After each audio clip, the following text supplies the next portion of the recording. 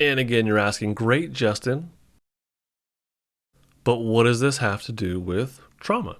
Yeah, it's good. That's a great question. Well, we get stuck in defense. This is called trauma. Trauma is being stuck in a state of defense. So with trauma, it's being stuck in a state of defense, but specifically it's about the impact of what we go through, not really the thing that we go through. Now, of course, some things are potentially more traumatic, but it's not the thing we go through. It's the impact that has on us. That's what trauma is. So it's the trauma is the impact of what we go through, not the thing. It's not the event itself. Each of us could go through the same thing and have a different reaction to the same event. So let's say that we are in a bus and there's sadly a bus crash. Each of us are passengers in the bus. Each of us are pretty much going through the same event. But me and you and the next person, we will have different reactions. So I may walk away from that, or maybe not walk away from that. Maybe I'm stuck and I can't get out and I'm panicking. And so that may be traumatic for me.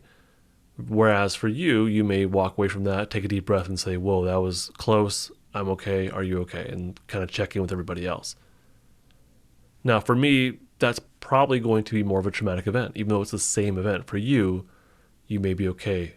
And even a couple months down the road, you're still, for the most part, okay.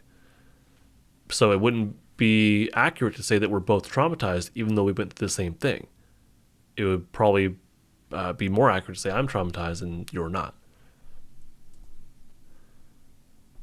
We might do things, though, or you might be doing things, though, to feel better. Not really better, but kind of better. So you might be doing things that are reducing your own stuck defensive state. Things like mindless phone usage, just kind of swiping through or watching video after video after video. Overeating, undereating, fighting, gossiping, bullying, skipping school, not doing schoolwork, self-harm, isolating, substance use, smoking, all kinds of stuff that you might be doing that kind of gives you a sense of relief or kind of feels better, but it doesn't actually help that stuck defensive state to become unstuck. It's still stuck. It's just doing these things might give you a little bit of a break, maybe. It is definitely possible to climb out of a danger state, though, to get out of a stuck defensive state, but you have to trigger safety in your system. That's probably the most important thing. So you need safe people, safe environments, just like we said before, but also doing things that you enjoy. Now, I don't mean not exactly playing video games, not exactly just using your phone and watching TikTok videos nonstop. That's enjoyable, I get it, but that's not what I'm talking about. So things you enjoy like skateboarding, drawing, hanging out with your friends, things like that. Things that allow you to be more mobile. Things that allow you to feel more grounded in the present moment. Things that bring a smile to your face. So things like that, things you enjoy, hobbies basically, that can help to trigger your safety state. You can also use your 5 senses to be in the present moment.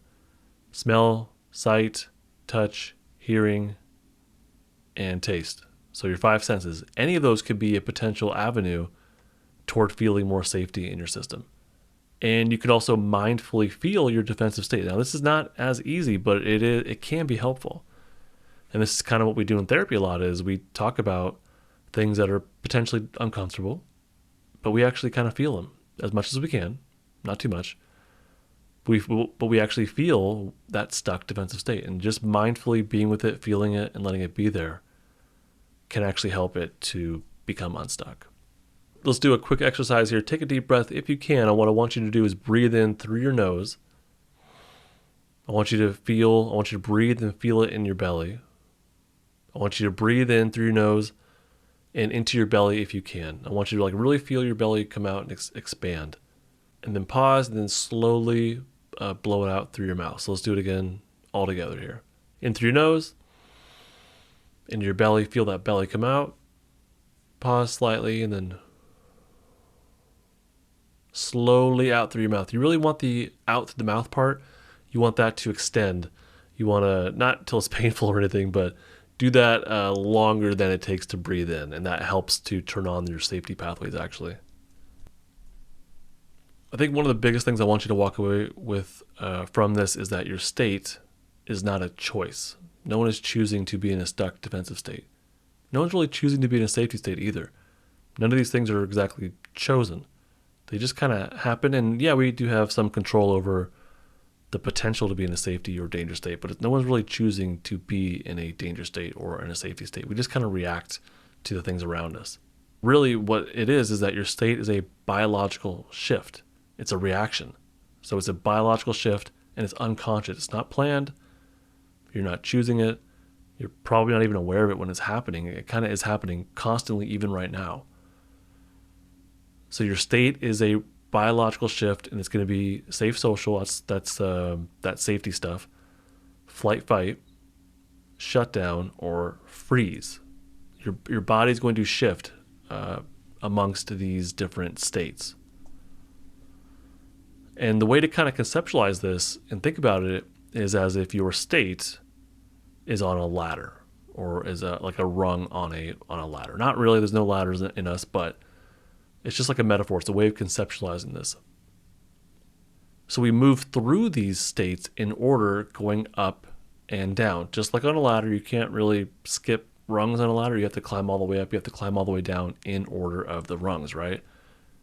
So our state is like a ladder in that way. And we can't skip. We can't really skip the state that we're in and where it's going to. So if we're in danger, the first thing we do, if we can't be safe and we can't socially connect, the first thing we do is drop down our ladder into the flight, fight state. So we're in danger, we drop down the ladder into flight, fight in order to get away from the danger. And the first thing we do is actually flight, is attempt to flee. The body revs up and wants to get out of the situation. If that doesn't work, then fight results. Now, if we can't run away, we can't fight, then we drop further down the ladder into the shutdown or freeze state. And so the shutdown, again, is that limb collapse. Freeze is where it's more of like a frozen, paralyzed kind of thing. So we go all the way down the ladder. The reverse of that is when we're safe, we actually go up the ladder. So we go from shutdown or freeze up into flight, fight, and then up into, well, actually be fight and then flight, and then all the way up into our safe and social state. So it's a ladder, up and down in order. This is all about survival. Shifting down the ladder when we're in danger, the body is attempting to survive something. Okay, these are biological responses that are encoded into our DNA. They are hardwired into our body. None of this is chosen. These are simply unconscious biological shifts that happen based on how much safety or danger that we're in. We're mammals. It's just a mammalian thing. I have a hard time saying mammalian. So here's what the ladder looks like, along with the feelings that come along with it. At the top of the ladder, we have safe and social. So happiness, connection, whole, all those words there. In the middle of the ladder is flight and fight, and then the bottom of the ladder is shutdown. And those are the feelings that come along with it. If we're stuck in a state of flight and fight, we'll have more anxiety or anger, basically. If we're stuck in a state of shutdown, we'll be more sad and alone and disconnected. Okay, so let's wrap this up with identifying what state are these students in. Here is Winnie. Winnie constantly feels anxious, so much so that she feels paralyzed or frozen when things get too much for her. She leaves class abruptly and quickly. So what state do you think Winnie is in? There might be a couple of them that would fit here.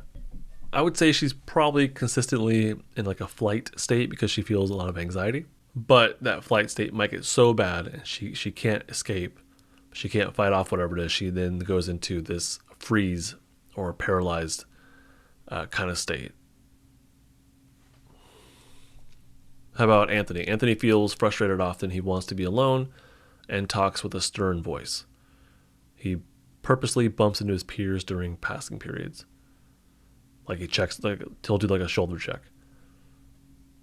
So what state do you think is? And I would say he's probably more of a fight state. Here's Noah. Noah just learned that he did not earn enough credits to graduate on time. He feels regret about missing so much school and not completing all of his work. He doesn't want to be around others or get support right now. This one I think could be a couple different ones. I think my intention was shutdown. He's kind of collapsed. He's folded. He's looking pretty small. He wants to be alone. But I think this could also be more of a flight kind of thing as well, or maybe even fight. He doesn't look like he's high energy right now. Doesn't look like he's running away or fighting, but this could be the way he's coping with things. And then we have Rachel. Rachel's motivated to succeed in school. She has friends, smiles, and has plans to go to college for hand modeling, and specifically her right thumb. And so, yeah, that's pretty obvious. That's probably more of a safe than social, or it is.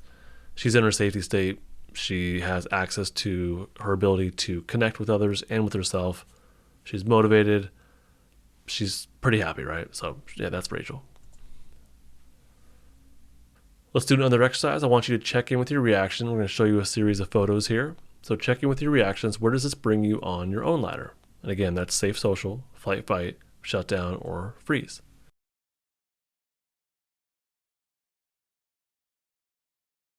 This one, typically, I think people feel a bit heavier, a little bit sad. They feel this kind of pulled down. So I think typically it's more of a shutdown kind of reaction people have. Not a full-on one, but just enough to notice it. This one, people are going to have more of a safety, calm, relaxed, peaceful kind of reaction to it.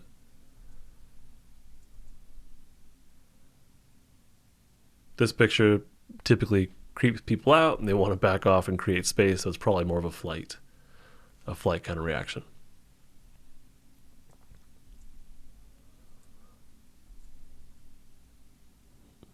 This one, same thing as the previous trail. Again, it's more of a safety, curious, playful, adventurous, but safe.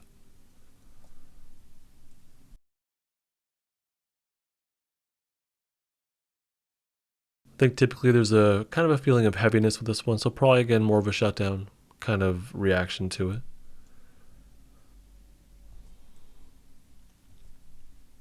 And again, the openness, the water, hearing the waves, sunshine, it's probably going to be more of a safety state.